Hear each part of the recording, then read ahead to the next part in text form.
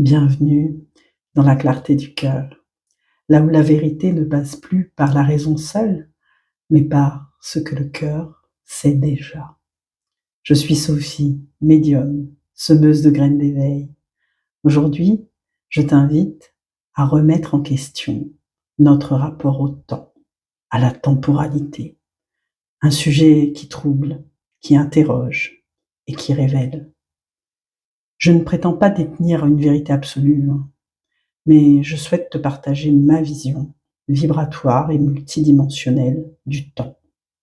Mon objectif ici est de te transmettre des clés de reconnexion à toi-même et à ta conscience supérieure. Je me base sur le fruit de ce que je vis, de ce que je sens, de ce que je ressens, de ce que je reçois, perçois, accueille, écoute et comprends et sais de ma guidance. Je t'invite à ouvrir ton cœur, écouter avec ton âme et laisser résonner ce qui est pour toi. Alors, le temps, est-ce une illusion ou une vérité?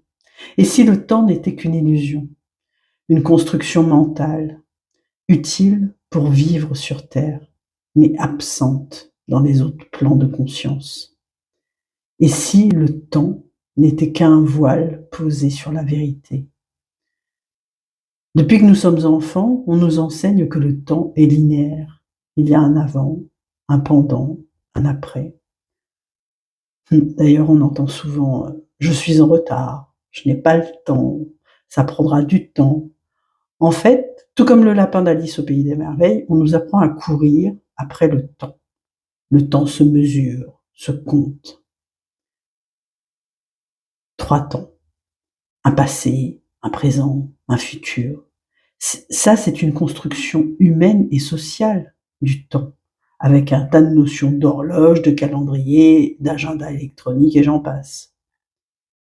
Et pourtant, au fil de mon parcours spirituel, de mes expériences, de mes canalisations, une évidence s'est imposée.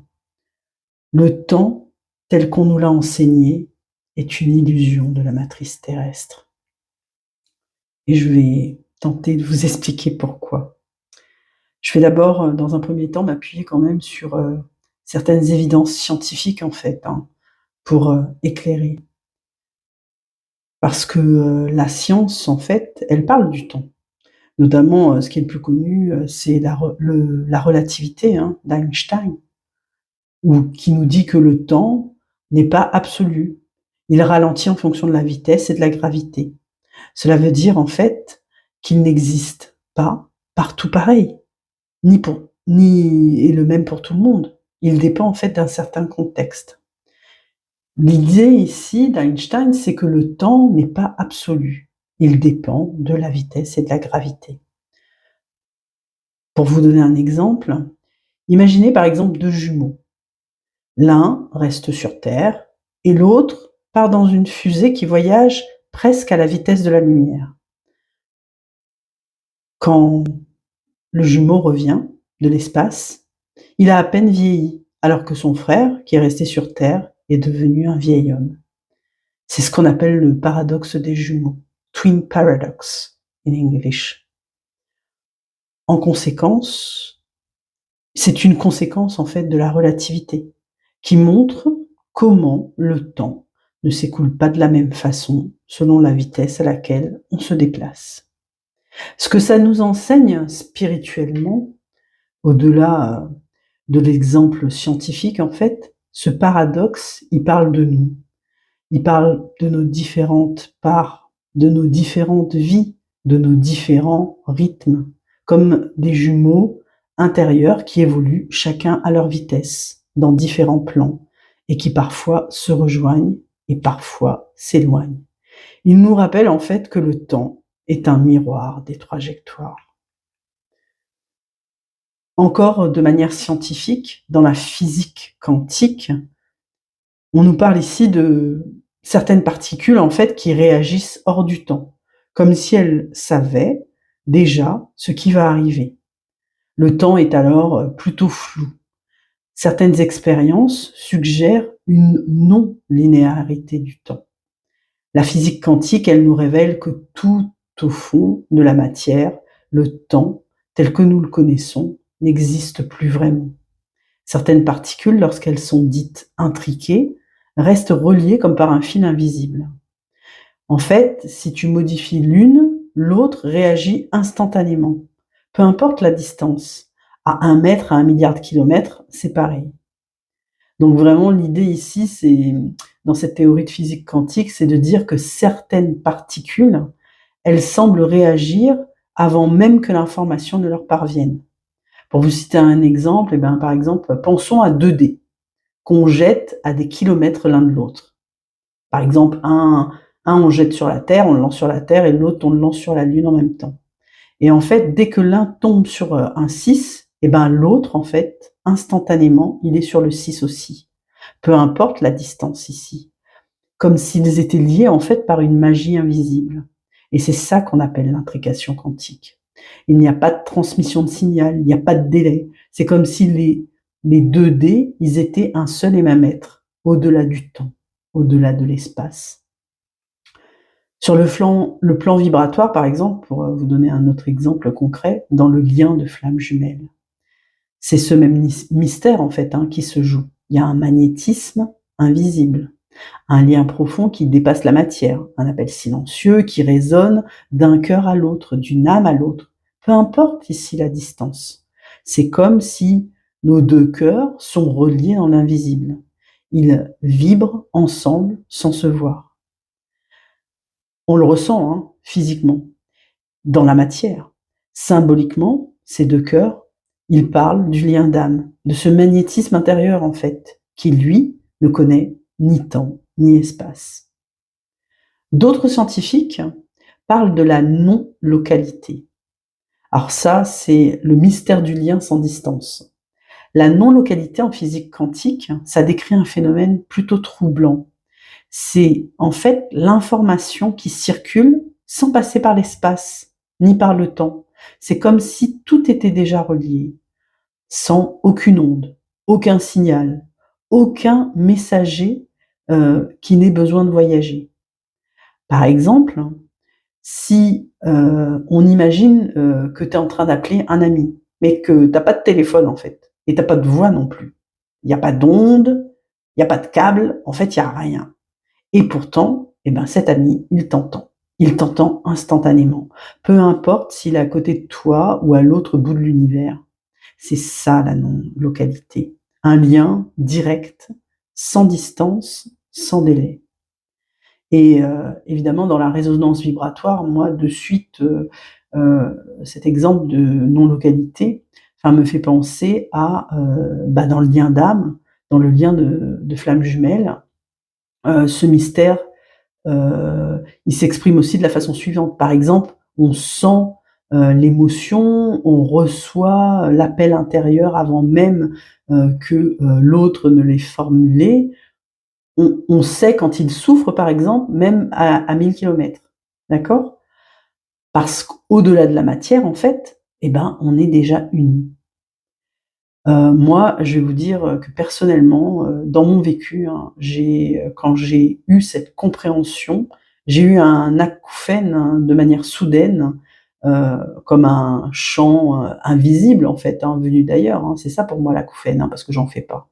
Lorsque j'ai conscientisé que mon lien d'âme, il ne connaît pas d'horloge, l'horloge des hommes, quoi. Je le ressens, point. Il y a aussi une autre preuve, on va dire physique, scientifique, c'est la superposition temporelle. Alors là, on parle ici de plusieurs possibles en un seul instant. La superposition temporelle, en fait, c'est une autre clé étrange du monde quantique. Ici, on parle de particules qui n'est pas dans un seul état à un moment donné. C'est-à-dire qu'elle est dans plusieurs états à la fois, jusqu'à ce qu'on l'observe et que mon regard choisisse tel ou tel endroit.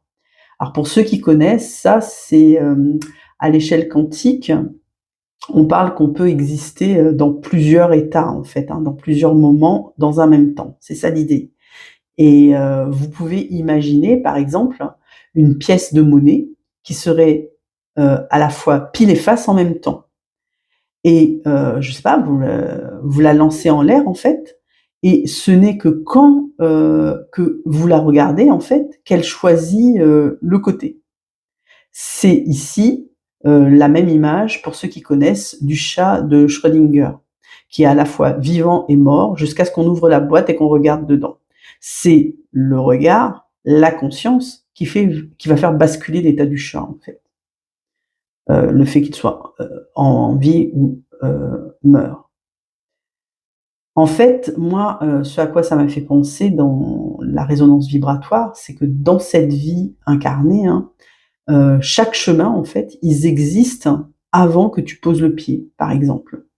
C'est-à-dire que ton choix ne ferme pas les autres sentiers. Il honore celui que tu foules. Autrement dit, par exemple, bon, moi j'ai souvent pris l'exemple d'un rond-point et d'une trajectoire lorsque je suis sur la route. En fait, tant que je suis sur le rond-point avec ma voiture, eh ben, je peux imaginer que tant que je n'ai pas choisi une sortie, eh bien, il y a tout le monde des possibles qui s'offre à moi en fait, parce que je peux emprunter la sortie que je veux. Tant que j'ai pas tourné le volant, rien n'est fait. Tout est possible. C'est ça, la, la superposition temporelle. Je trouve ça plutôt intéressant, toutes ces notions à la fois de superposition temporelle, de physique quantique, de relativité d'Einstein et de non-localité. Franchement, c'est hyper puissant et c'est juste extraordinaire quand on se penche sur la science. Mais maintenant, je vais vous parler du temps, de la notion de temps, vue depuis, on va dire, la mirette de l'âme. Parce qu'en fait, il n'y a ni passé ni futur, hein. Tout est là, dans l'instant éternel de l'âme. Quand l'âme, en fait, elle parle, il n'y a ni avant ni après. Il y a un éternel maintenant. Un chant, en fait, où dansent tous les possibles. Comme ce que je viens de vous parler pour ici la superposition temporelle, hein, c'est pareil, tout est possible. C'est un océan en fait où il n'y a pas de bord, il n'y a pas de rive. Quand on se connecte à son âme et qu'on reçoit des messages de ses guides ou du plan subtil, on se rend compte que le temps en fait il n'est pas linéaire, il est vibratoire. Dans la vision spirituelle, notamment issue, par exemple des traditions hindouistes, bouddhistes, chamanistes ou même soufisme ou l'ésotérisme occidental, en fait, on nous parle d'un temps qui est circulaire et qui est simultané. Toutes ces traditions, en fait, elles parlent de la même chose au niveau de l'âme. L'âme, en fait, elle n'a pas d'âge. Quand on parle de guérison de l'âme, on peut toucher plusieurs incarnations à la fois. L'âme, elle vit dans un présent éternel, sans passé ni futur. Et quand on appelle ce qu'on appelle par exemple nos vies antérieures, ce sont en fait des réalités de vie parallèles, dans d'autres plans. On n'a pas été dans des temps anciens, c'est juste une histoire de plan en fait. Moi, en tant que médium qui suis passeuse d'âme aussi, on m'a bien fait comprendre que, eh bien, la vie, la mort, c'est qu'un passage et qu'après, l'âme va dans différents plans. Un événement qui est vécu aujourd'hui peut être la clé d'un nœud karmique vieux de plusieurs siècles, par exemple. Les guides, l'univers, où ils fonctionnent pas avec la temporalité linéaire humaine, hein, ce que je vous parlais au début de passé, présent, futur. Hein. On parle plutôt de plan de conscience. On va parler aussi l'âme, elle va parler plutôt d'un ressenti comme qui est éternel. Moi, souvent, j'ai cette notion de ressouvenance, on va dire, de ressouvenir. C'est-à-dire, en fait, comme une reconnaissance du cœur. Et ça vient pas de la tête, hein, ça vient de mon âme. Quand on parle aussi des synchronicités, par exemple, qui se produisent dans un temps apparent, mais en fait, ce sont des rappels vibratoires, ces synchronicités. Ce sont des rappels que tout est déjà hors du temps, que tout est orchestré par l'univers, en fait. Je vais maintenant vous parler de la matrice, qui n'est à mon sens, qu'une illusion. La matrice terrestre a besoin de temps, en fait, pour créer l'expérience, le karma, l'apprentissage. Sur Terre, pardon, le temps nous sert à expérimenter l'évolution. On est des êtres incarnés et où le temps, en fait, chaque jour, qu'est-ce qui fait le temps? Il structure notre expérience. Parce que dans ce qu'on vit, il y a un point de départ, il y a la naissance, on évolue, et puis après, il y a la mort. Durant notre existence, en fait, on intègre des leçons d'âme. Durant toute cette évolution, on apprend. Et avec le temps, on va dire, qu'est-ce qu'on apprend sur Terre? On apprend la patience. Mais au-delà de ce cycle de naissance et de mort dans les mondes subtils, en fait, ce qu'il faut retenir surtout, c'est que tout se passe dans l'instant. Il n'y a pas de début, il n'y a pas de fin, il n'y a que des points, en fait, de rencontre vibratoire. Alors, ce que j'aimerais que tu conscientises, c'est que tu es un être multidimensionnel qui vit dans de multiples temporalités. Il te suffit juste de changer ton rapport au temps.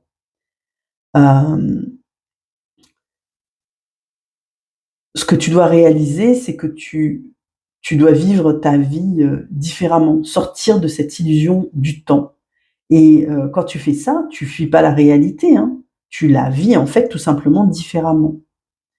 Tu vas, en tout cas, il faut s'efforcer de revenir dans le présent vivant, celui où en fait tout est là. Il faut aussi savoir s'écouter et écouter son propre rythme énergétique. Reconnaître aussi que l'urgence, il n'y a pas d'urgence. L'urgence, c'est une illusion. Et il faut honorer les synchronicités quand elles arrivent et qu'elles se produisent, parce que les synchronicités, en fait, ce sont des portails hors du temps. L'âme, comme je te l'ai dit plus haut, elle vit dans plusieurs dimensions à la fois. Ce qui explique en fait des fois ce qu'on vit, des réminiscences spontanées, ce qui explique aussi ces connexions d'âme, de famille d'âme, ces connexions soudaines, comme le vivent les flammes jumelles. Ce qui explique aussi cette sensation parfois qu'on peut avoir de déjà-vu ou de temps suspendu. On se ressouvient en fait de soi. Et cette nouvelle notion du temps que je viens de te montrer, ça nous montre qu'il faut désapprendre en fait toutes ces croyances limitantes qu'on a eues sur le temps et qu'on nous a enseignées depuis notre enfance. Aujourd'hui, moi, je sais que je suis une âme multidimensionnelle incarnée. Par exemple, en tant que médium, quand je consulte mes archives akashiques, j'accède à une mémoire et je le sais, elle n'est pas linéaire, cette mémoire. Elle n'est pas locale non plus.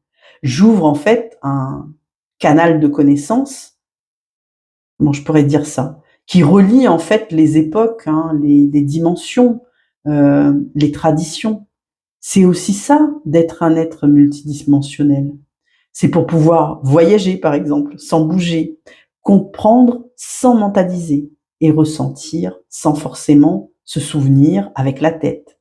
La multidimensionnalité, c'est être ici et ailleurs à la fois, être dans la terre et dans le ciel, être dans l'instant et dans l'infini.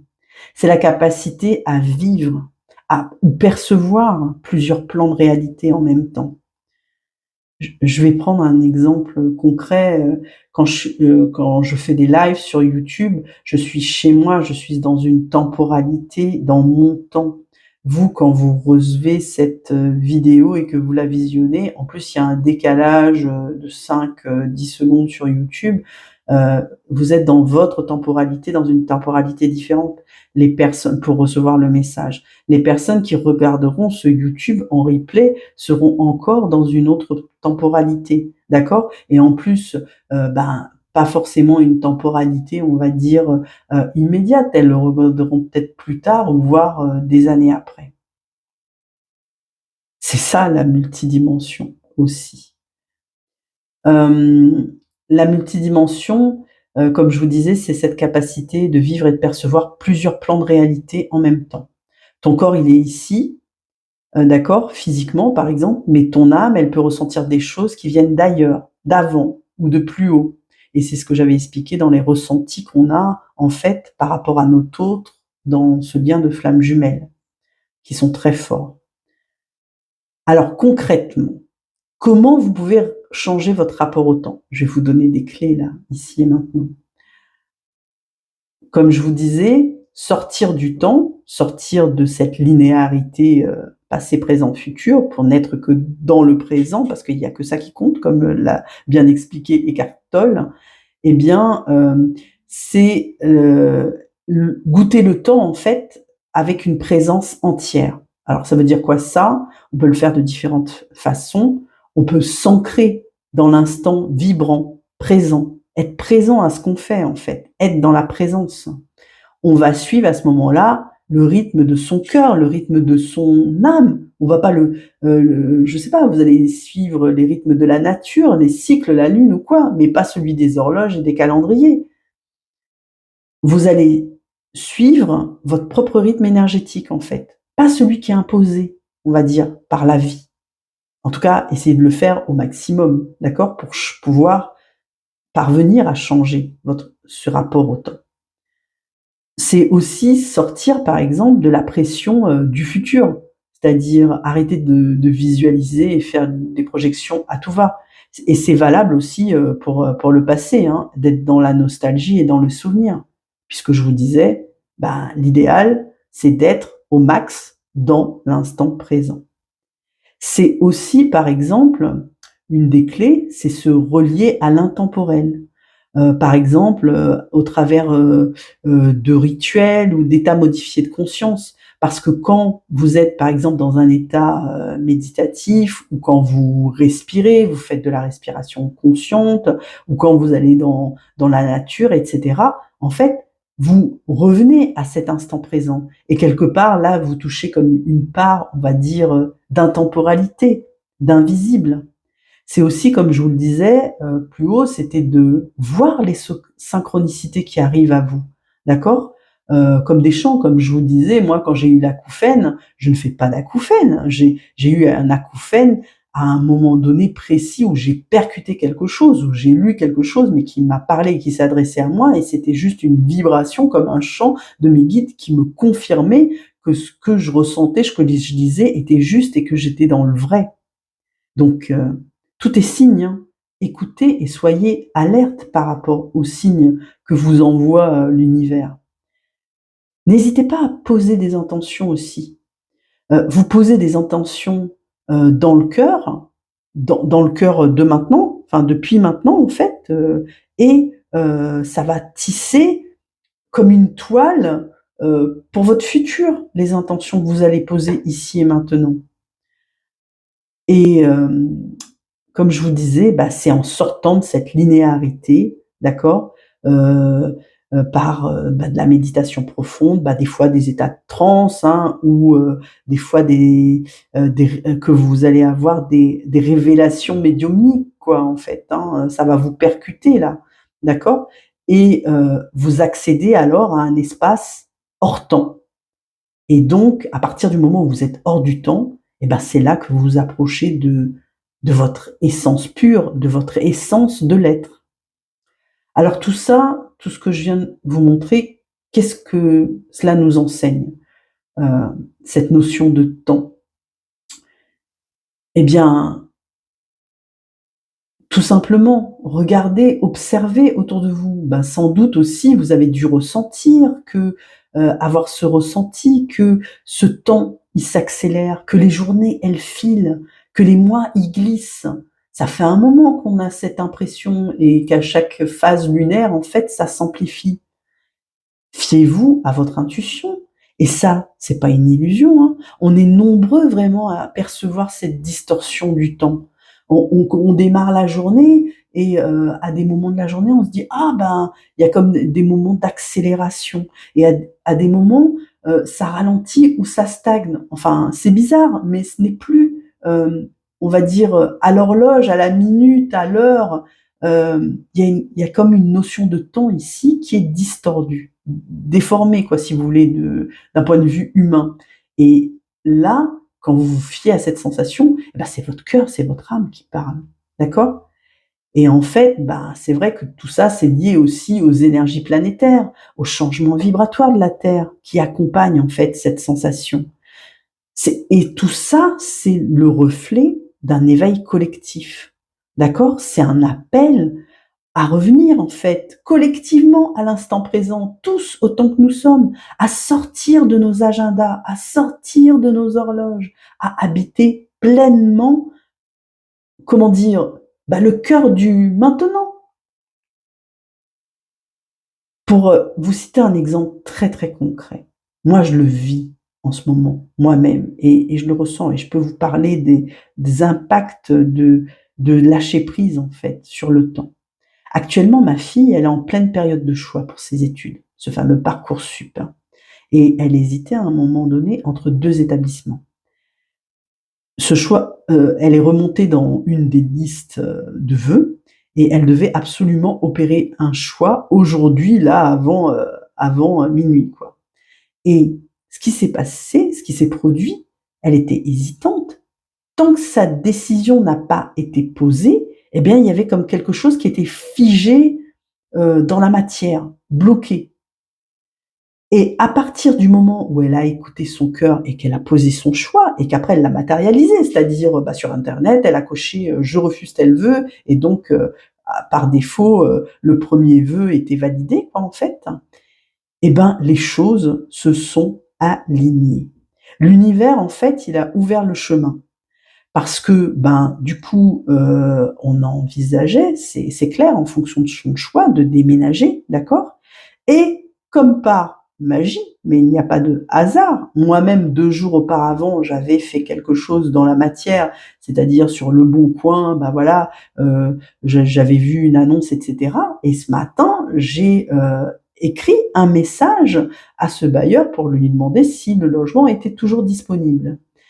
Et là, comme je vous disais, bah, comme par magie, grosso modo, 1 heure après, hein, qu'elle ait validé son choix sur internet, eh bien, le le bailleur m'a appelé pour fixer un rendez-vous dans la matière et on a rendez-vous pour visiter le logement, mardi prochain.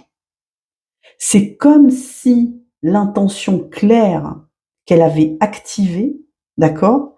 Activait par la suite sur le plan multidimensionnel, en fait, activait tous les liens, tous les rouages, en fait, de la roue et rendait visible ce qui, comment dire? Attendait d'être incarné, quoi.